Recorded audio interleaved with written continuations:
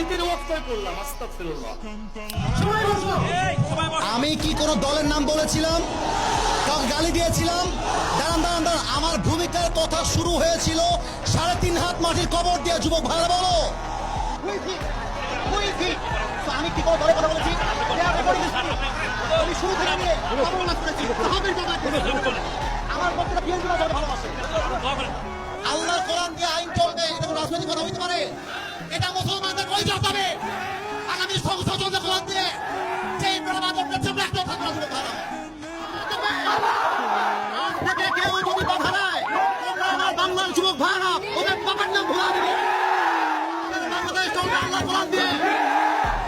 মুসলমানের দেশ এটা, দেশটা স্বাধীন করেছি। এটা নাকি বিএনপির লোক? যদি কোনো বিএনপির লোক বলে আল্লাহ কোরআন দিয়ে দেশ চলবে না, এমন নেতা চাই যার কোরআন দিয়ে দেশ চলবে। এমন নেতা চাই যে তুমি আদর্শ মানতে চাও।